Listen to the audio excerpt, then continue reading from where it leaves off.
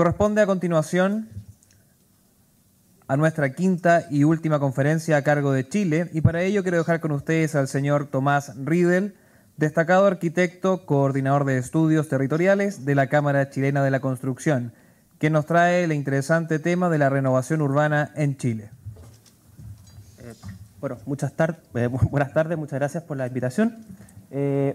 Bueno, vamos a tratar de hacerlo lo más breve posible en virtud del tiempo.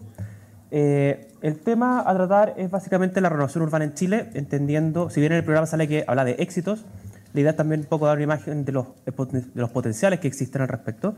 Y bueno, para partir, cuando hablamos en general de toda la temática de reutilizar el espacio urbano, empiezan a aparecer montones de conceptos que empiezan a confundirse por lo demás. Ahí tenemos, por ejemplo, varios de estos que le llaman los RE, que son la revitalización, rehabilitación, reciclaje, regeneración, renovación, etcétera. Y empiezan a confundirse, no obstante tienen algunos detalles interesantes de destacar. Por ejemplo, está el tema de la rehabilitación, reciclaje y restauración, tiene mucho que ver con temas más bien de la construcción. La revitalización y el repoblamiento tienen que ver mucho con temas sociales, particularmente. Y por otra parte está la renovación, remodelación y regeneración, que tienen que ver con cosas más integrales. Al respecto, o sea, una vez teniendo eso claro, aparecen otros conceptos cuando uno empieza a tratar el tema de ciudad, que es con temas de densificación, sprawl, intensificación, integración, sustentabilidad, etc. O sea, realmente hay una confusión y una gran cantidad de conceptos que están dando vuelta. En virtud un poco del tema particular que queremos tratar y por cómo se ha tratado en Chile históricamente, nos vamos a concentrar particularmente en el tema de la renovación, entendiendo que esta es la recuperación de áreas de la ciudad mediante el reemplazo de edificaciones obsoletas para posibilitar el desarrollo de nuevas viviendas, equipamiento de infraestructura.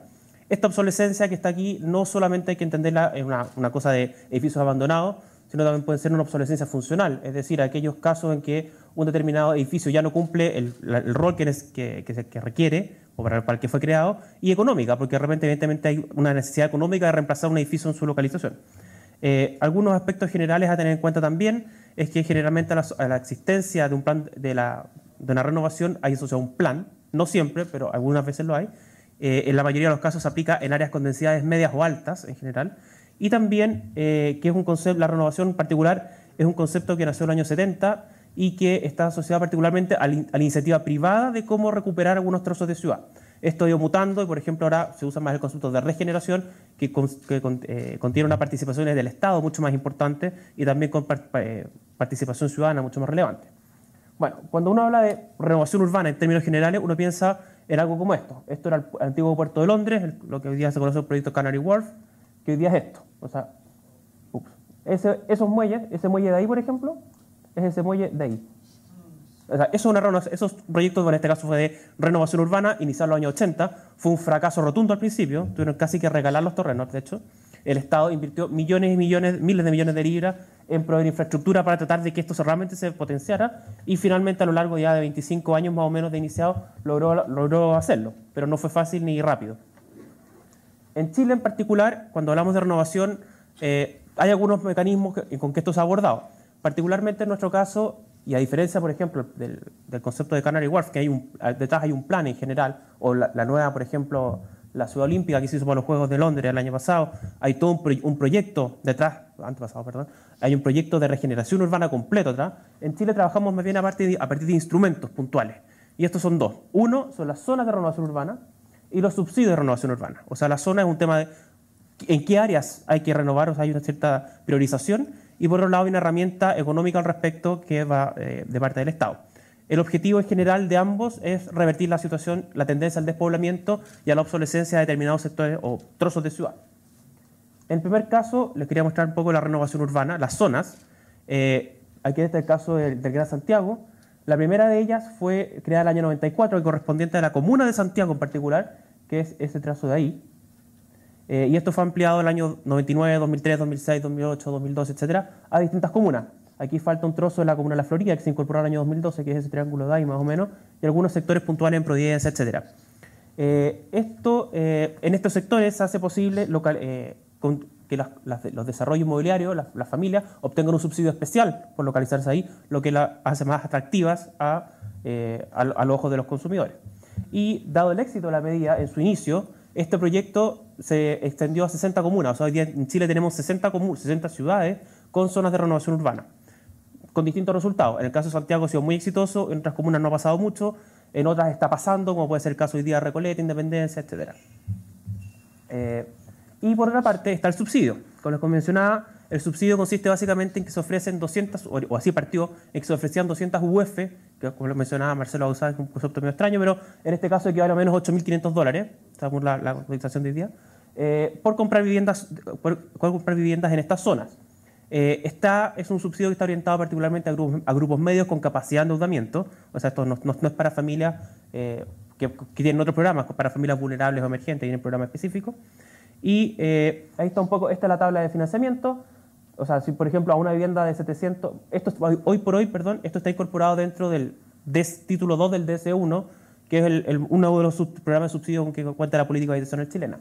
En este caso, por ejemplo, este título dice que a una vivienda de 700 UF se le entregan 300 de subsidio, a una de 1000 también, pero a una ya de 1050 se le entregan 275 de decreciente, pero en caso de estar en una zona de renovación urbana, esto se hace plano en los 200, ya con un máximo de 2000 UF, que son viviendas, particularmente departamentos en general, de hasta $85.000 en promedio. Ahora, el problema es que está enfrentando el programa es que, dado el paulatino aumento de los precios de la vivienda, resultado del encarecimiento de los suelos y de la mano de obra en particular, los precios han subido.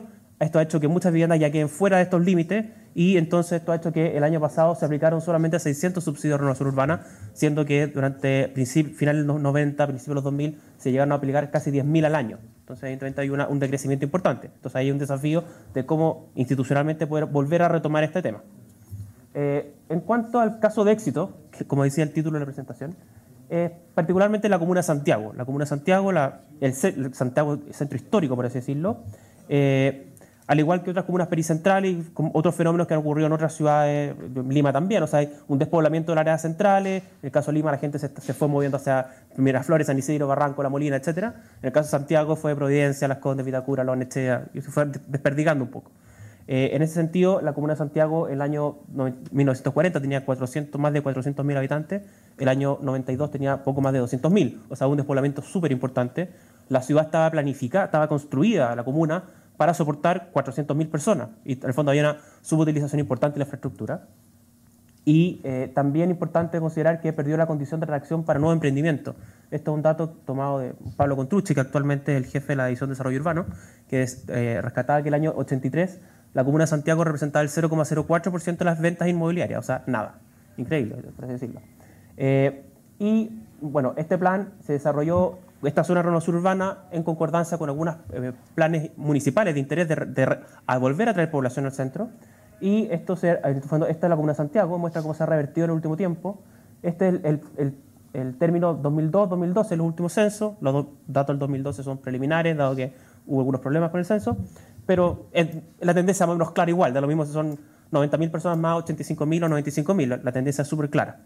Estas son otras comunas pericentrales del borde de la Comuna de Santiago, particularmente Recoleta, que si bien sigue tendiendo un poco a la baja, ha tenido una recuperación marginal. Independencia, que también tuvo una recuperación marginal en el periodo. San Miguel, que también creció. San Joaquín y Estación Central. Estación Central se paralizó el decrecimiento poblacional. San Joaquín sigue perdiendo un poco.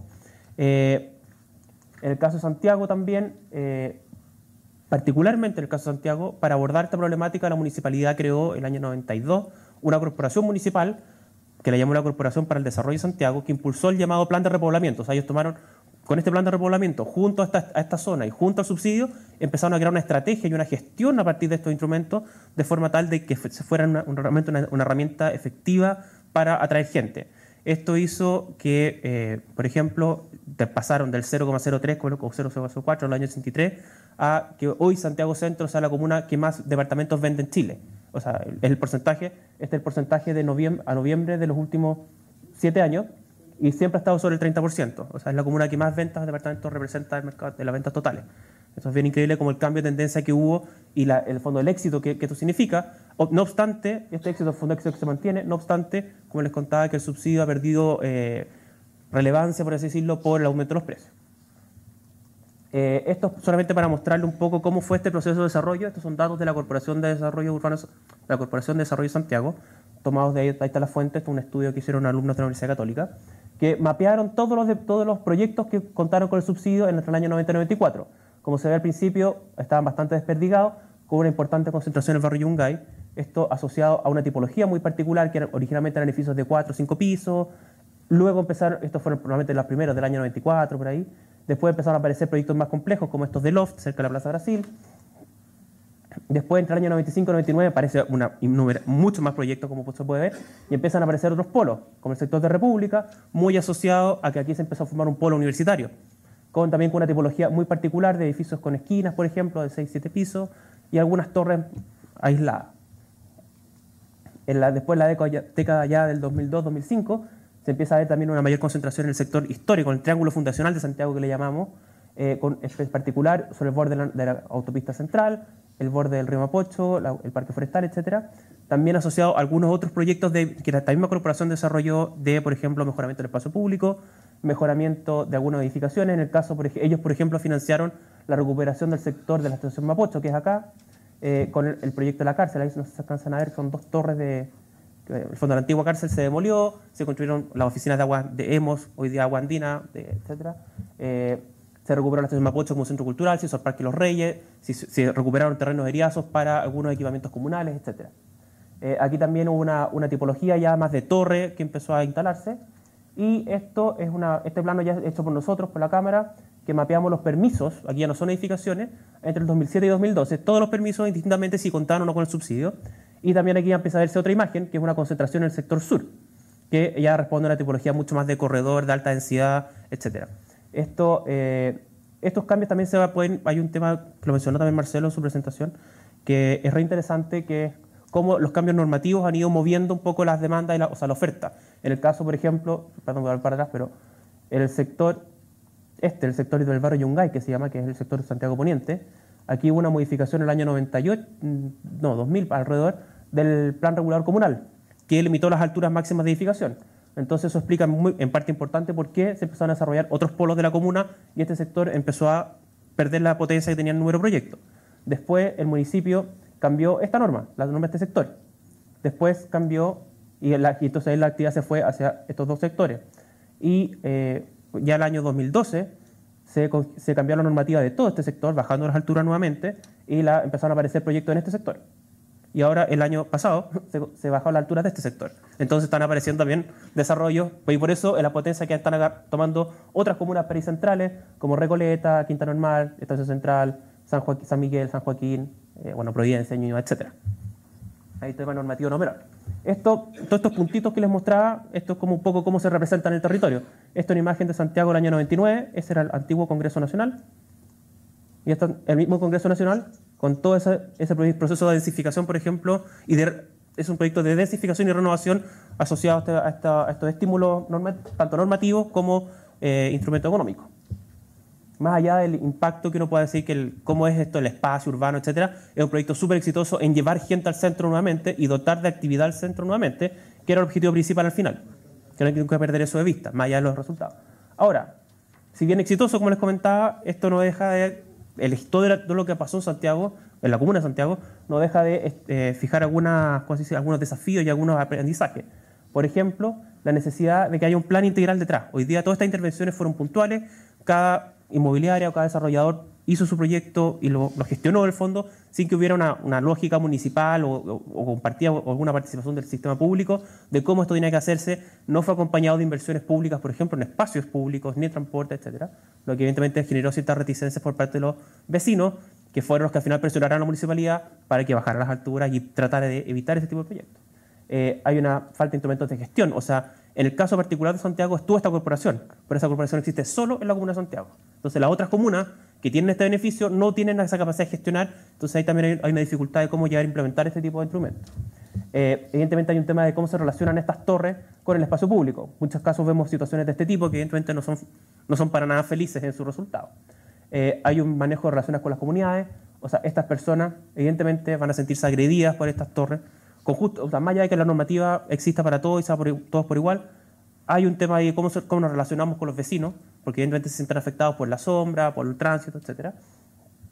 Y también un tema no menor, es importante respecto a este tipo de construcciones, por ejemplo, es que al último tiempo había una mayor valorización de este tipo de construcciones, ya sea por sus aspectos patrimoniales, por los aspectos casi de significancia que tienen para la vida de barrio, etc.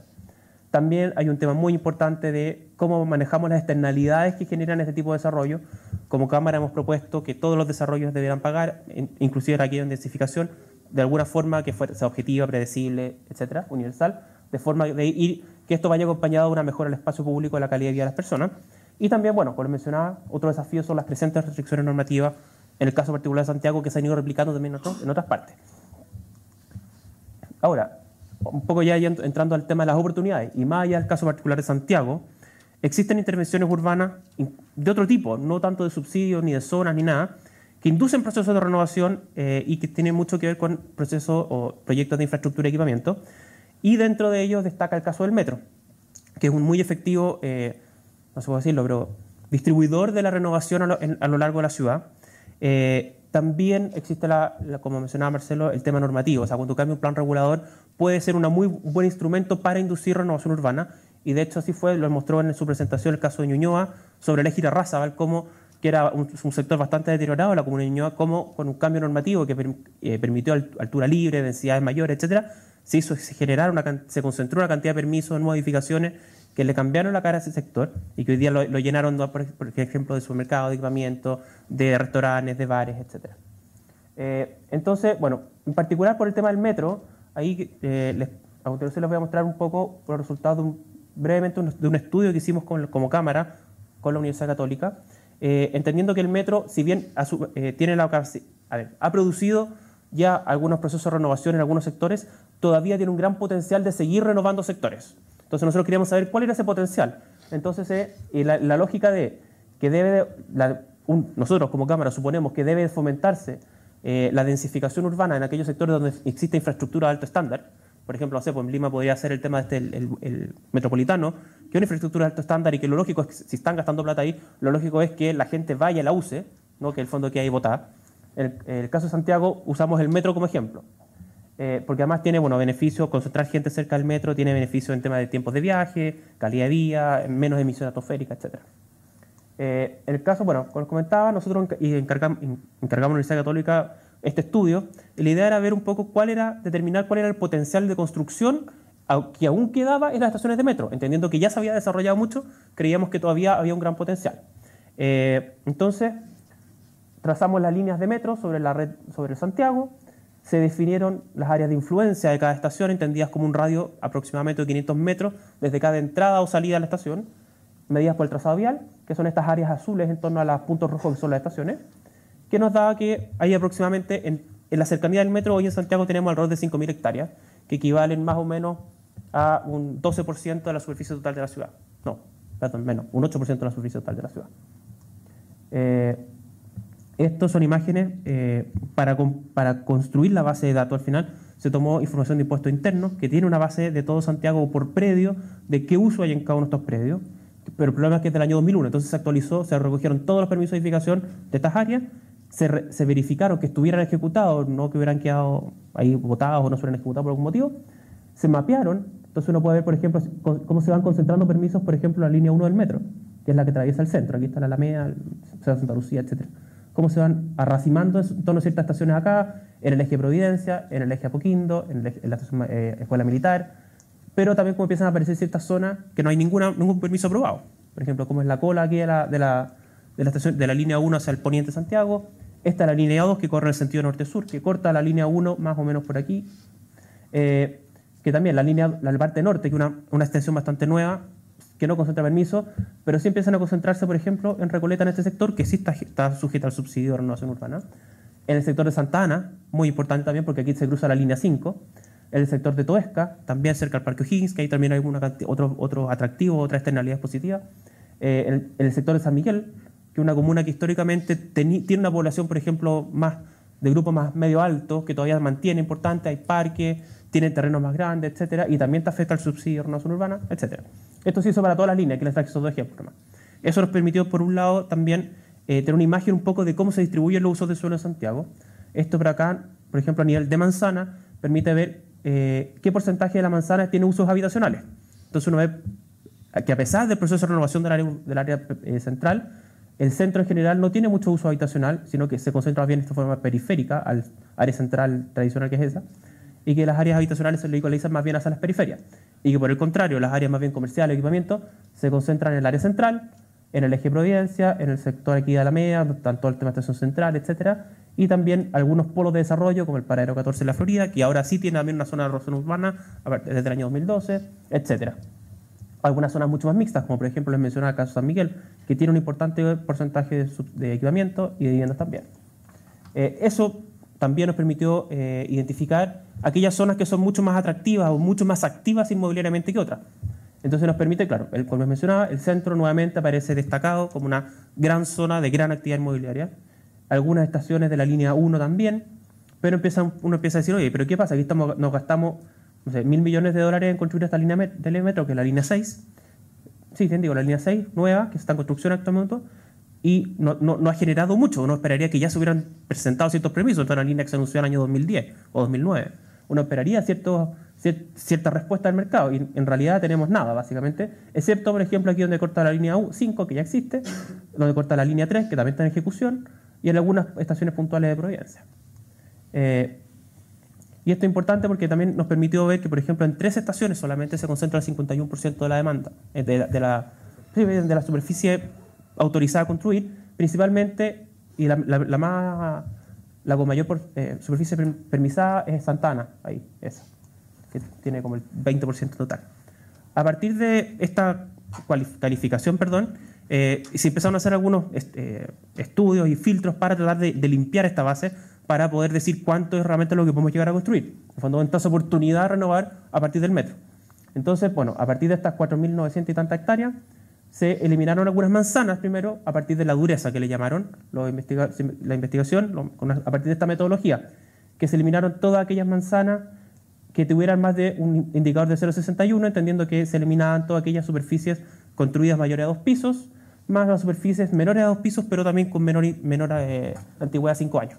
Todo eso partido por la superficie de la manzana, da un indicador, que era eso. Entonces, todas las manzanas que tuvieran más de 0,61 se eliminaron de este estudio, porque entendíamos que era muy difícil llegar a reconvertir esa manzana a alguna otra cosa, porque ya había algo muy construido, muy difícil, etc.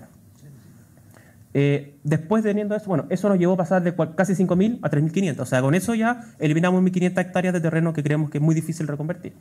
Después se eliminaron las superficies al interior de la manzana, que son los bienes nacionales de uso público, que son las veredas, por ejemplo, las plazas, etc. Y también las áreas verdes reconocidas como tales en los instrumentos de planificación. Eso, bueno, fue más bien marginal, fue un poco menos de un 10%, alrededor de 300 hectáreas que hubo que eliminar. Después, teniendo ya esta base de decir, ok, tenemos 3.200 hectáreas para que manzanas susceptibles de renovar, veamos qué es lo que podemos construir encima. Entonces dijimos, ok, ahora viendo los instrumentos de planificación local en cada uno de los casos, se levantaron las manzanas y decir, ok, ¿cuánto puedo construir acá? Entonces, por ejemplo, una manzana X se calculó según se hacía su coeficiente de constructibilidad, o sea, cuántas veces puedo construir la superficie en plano, por así decirlo, ya sea con altura máxima, porque no todos los instrumentos de planificación tienen las mismas normas. Entonces, algunos tenían solo otros tenían solo altura máxima, y algunos no tenían ninguna. Entonces, ahí hubo que generar unos modelos de intervención que, bueno, el documento, que le da apoyo a esto está disponible en la página de la Cámara, ustedes lo pueden revisar, así si lo quieren buscar o se lo pueden mandar, no hay problema. Este primer levantamiento, por así decirlo, nos llevó a decir que había 64, casi 65 millones de metros cuadrados construibles en Santiago, en volumen, en total, que es mucho, evidentemente. Tener este número, porque era importante, porque como ya sabíamos qué es lo que había construido, si lo restamos de esto, nos dice cuánto queda por construir al final. Eso es lo interesante. Después, este era el potencial de densificación. O sea, si uno, en una fase inicial, si uno levantaba todo, podía ver cómo todo esto era posiblemente construirlo. O sea, había zonas bastante homogéneas en general. Pero después volvimos a hacer el mismo proceso de limpiar las manzanas que quedaron y decir, ok, ahora vamos al interior de la manzana. Entonces, volvimos a eliminar los lotes, ahora no las manzanas, con edificios mayores a 2 pisos, con permisos del 2002, pero edificios mayores a 2 pisos, pero con antigüedad menor a 5 años. Un rendimiento por diseño, porque evidentemente uno entiende que no toda la manzana se densifica como un gran bloque, sino que siempre que es razonable que alguien que no quiera vender, que el terreno no dio el tamaño, etc. También. Entonces, eso ya bajó a 50 millones. Y también se castigó este potencial según algunos criterios importantes que entendíamos que dificultaran el negocio inmobiliario. Por ejemplo, cuando la manzana, la superficie restante o desarrollar la manzana era menor a 1.600 metros cuadrados. Entendíamos que era muy difícil llegar a desarrollar un proyecto ahí. En aquellas manzanas que hay grandes equipamientos. Por ejemplo, claro, uno mira las manzanas. Perdón. Si yo miro eso es un estadio de fútbol. Evidentemente no va a sacar el estadio de fútbol de ahí. Entonces se eliminaron los grandes equipamientos. Y también se eliminaron aquellas manzanas en que la superficie predial promedio fuera menor a 350 metros cuadrados, porque entendemos que hay un tema de un costo de transacción altísimo de empezar a juntar a 10 propietarios para tratar de armar un lote y levantar un edificio. Eso finalmente nos llevó a que el volumen densificable en torno a las líneas de metro fuera de 22 millones de metros, casi 23 millones de metros cuadrados, que no obstante sigue siendo una cantidad brutal de terreno potencialmente construible en torno al Metro Santiago, y que en el fondo lo que está mostrando es que esta infraestructura tiene un gran potencial de renovación de estos sectores. Y en el fondo hay que buscar qué es lo que está pasando que no se han desarrollado en algunos casos.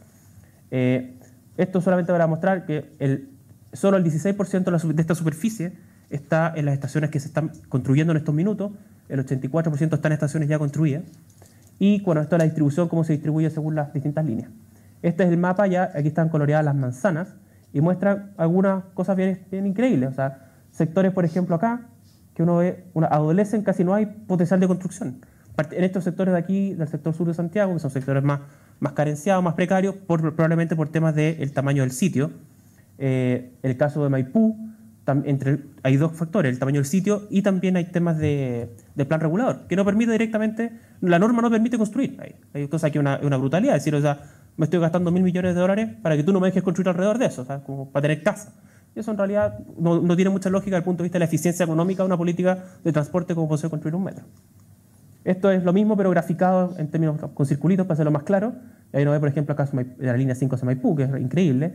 El caso de la línea 1 hacia el oriente, hasta donde estamos ahora, el tema aquí no pasa tanto por la norma, sino porque este sector ya está muy consolidado. Entonces, llegar a volver a construir es muy difícil, se hace cada vez más difícil.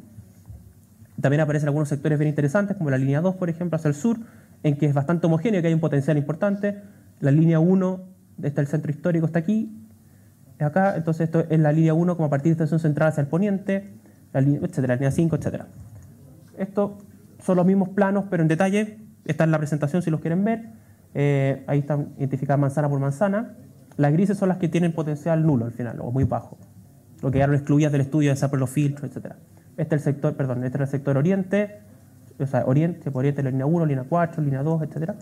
Este es el sector centro de la ciudad, centro y norte, y este es el extremo sur. Este es Puente Alto, la Plaza Puente Alto, el paradero 14 que le llamamos, que es la Florida, que es un sector de renovación bien importante, etcétera. Entonces, al final, ¿qué nos lleva a decir este estudio? Que sin cambiar nada, o sea, tomando lo que hoy tenemos como Santiago, hoy con las normas que hoy tenemos, etcétera, tenemos casi 23 millones de metros cuadrados construibles en la ciudad. O sea, esto es un potencial de renovación enorme a 500 metros, a 5 cuadras de una boca estación del metro. O sea, y eso también, tener una estación del metro, evidentemente es un gancho comercial súper importante para al final poder llegar a vender o ofertar un producto. Ahora, si esto lo llevamos, ¿a qué se traduce?